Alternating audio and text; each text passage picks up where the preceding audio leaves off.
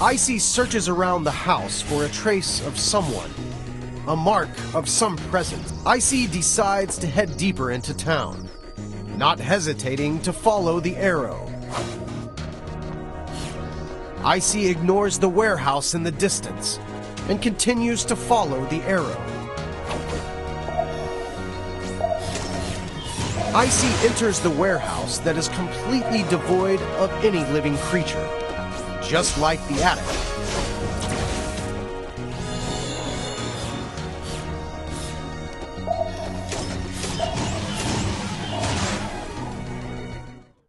Are you kidding me?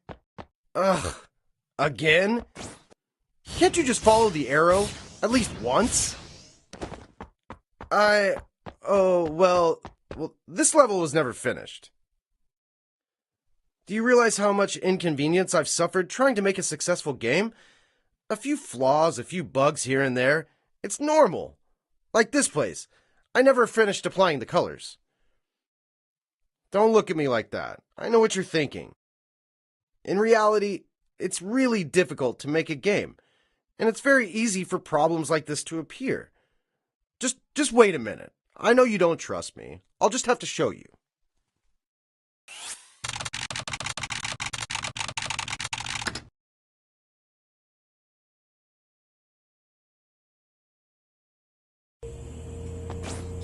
Welcome to the archive room. All of my prototypes are stored here. When making a good game, fun gameplay is of utmost importance. I've been iterating on prototypes for over 10 years. Can you believe it? That's an entire decade. Here, let me show you my first prototype. This is a very early version of the game. You could change to a long-range weapon so that you could use both melee and ranged attacks. But then I thought, who in their right mind would care for such an amazing weapon? No player would want it. Not a single one.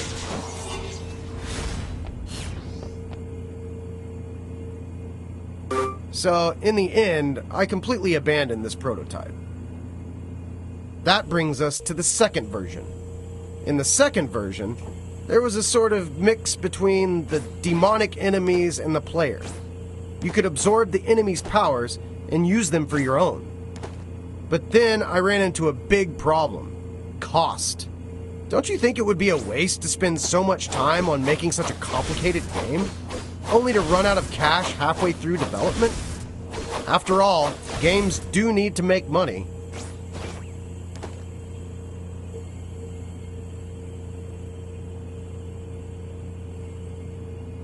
So I cut this version as well. Unknowingly, 10 years flew by in the blink of an eye. With all the effort I spent, I think a few scattered bugs or missing features are entirely acceptable. I just want you to understand me and empathize with me. I sacrificed so much trying to make this a fun experience for you. I spent 10 years of my youth on this. Even if you're not entirely enjoying the experience, don't you think you could give the game a 5-star rating? Like this. Besides, who's gonna dig this deep into a game? The visuals are stunning, buy it. The producer is famous, buy it. There are so many reviews, buy it.